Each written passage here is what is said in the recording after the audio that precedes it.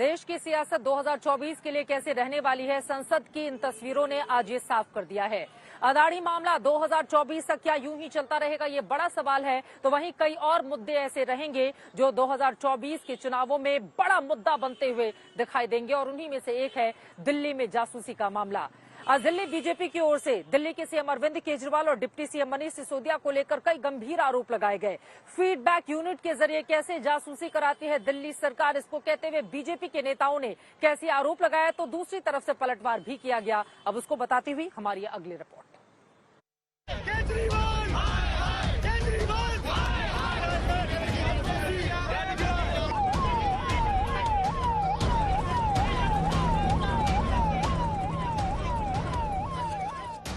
दिल्ली में मेयर पर मची महाभारत के बीच विवादों की ये नई खेप है। बीजेपी के नेताओं के हाथों में है तख्तियां और तख्तियों पर लिखे हुए हैं आम आदमी पार्टी की सरकार के खिलाफ तेवर। हाथों में दूरबीन लेकर प्रदर्शन कर रहे बीजेपी नेता आरोप लगा रहे हैं कि केजरीवाल सरकार बीजेपी के नेताओं की, अधिकारियों की, जजों की और नामचीन लोगों की जासूसी करा रही है। आम आदमी पार्टी को फीडबैक यूनिट बनाने की जरूरत क्या थी? सीक्रेट सर्विस फंड की जरूरत क्या थी?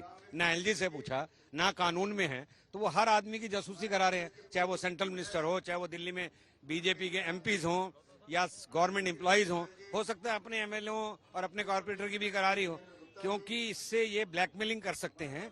और मैं समझता हूँ एक अनलॉफुल एक्टिविटी कर रहे हैं जिसको अनलॉफुल तरीके से बनाया है। केजरीवाल सरकार के खिलाफ बीजेपी ने दिल्ली में जमकर हल्ला बोला है। आरोप लगाए जा रहे हैं कि केजरीवाल सरकार अपनी जासूसी वाला काम बंद करे। संग्राम मचा है और पुलिस प्रदर्शनकारियों को रोकने की कोशिश कर रही है।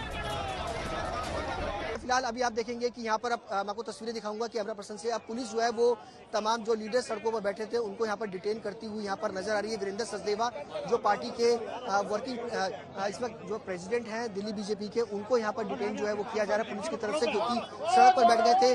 साफ तौर पर मना किया गया था कि आप इस तरीके से प्रदर्शन जो है वो ना करें, रोका जाए, लेकिन आगे की तरफ बढ़ने की कोशिश जो है वो की जा रही है और पुलिस की तरफ से उनको रोका जा रहा है कि आगे की तरफ जो है वो ना जाए।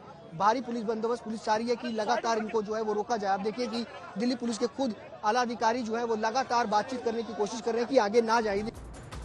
बीजेपी आरोप लगा रही है कि जब दिल्ली में पहले से विजिलेंस डिपार्टमेंट है तो फिर केजरीवाल सरकार ने फीडबैक यूनिट का निर्माण क्यों किया? हमारा बड़ा सीधा सीधे से चार छोटे से सवाल है। जब दिल्ली में विजिलेंस डिपार्टमेंट है, दिल्ली सरकार के पास एसीबी है, तो अरविंद केजरीवाल को एफबीयू बनाने की जरूरत क्या थी? फीडबैक यूनिट बनाने की जरूरत क्यों थी? और जब फीडबैक यूनिट बना दिया तो उसकी कोई एडमिनिस्ट्रेटिव सैंक्शन थी क्या? अगर है तो दिखा दें। दूसरा हमारा सवाल है कि उसमें जो सीक्रेट सर्विस फंड वो जो आया है वो क्या है? अब पूरा मामला समझ लीजिए जिसने हंगामे को यहाँ तक पहुँचाया है। अरविंद केजरीवाल की सरकार ने 1 फरवरी 2015 को एफबीयू यानी फीडबैक यूनिट बनाया। 2016 में सतर्कता विभाग के अधिकारी ने यूनिट के खिलाफ शिकायत दर्ज कराई। शिकायत में आरोप लगाया गया कि इस यूनिट से जासूसी कराई जा रही है। विवाद बढ़ा तो उपराज्यपाल ने यूनिट को बंद करने के आदेश दे दिए। उपराज्यपाल ने जांच का जिम्मा सीबीआई को सौंपा था। अब सीबीआई ने फीडबैक यूनिट वाले मामले में दिल्ली के डिप्टी सीएम मनीष सिसोदिया के खिलाफ केस दर्ज करने की इजाजत मांगी है, जिस पर आम आदमी पार्टी भड़की हुई है। मनीष सिसोदिया के खिलाफ केस दर्ज करने के लिए एलजी से अनुमति मांगी। अरे रोज ड्रामा करते रहते हैं। विपक्ष के लोगों को तो फांसी पे चढ़ाना चाहते हैं। उनका वो आप धन्यवाद दीजिए उनका कि वो सिर्फ जांच करा रहे हैं। कल को हो सकता है वो कहें कि यहीं पार्लियामेंट में सबको फांसी लगाई जाएगी, तब भी मुझे कोई आश्चर्य नहीं होगा। कराने दीजिए जांच।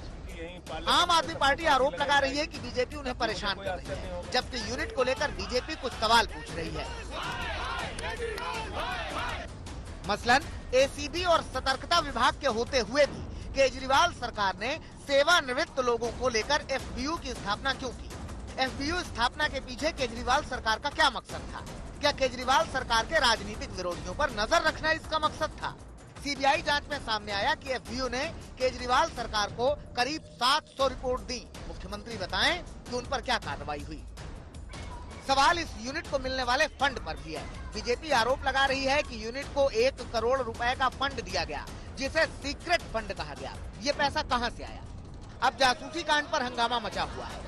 जैसे जैसे 2024 के लिए तारीखें आगे बढ़ रही हैं, वैसे वैसे बीजेपी दिल्ली में आम आदमी पार्टी को घेरने के लिए प्लान पुख्ता कर रही है। देखना होगा कि आम आदमी पार्टी बीजेपी के इस प्रहार पर क्या पलटवार करती है। सुशांत मेहरा और राम किंकर सिंह के साथ पंकज जैन, दिल्ली आज तक।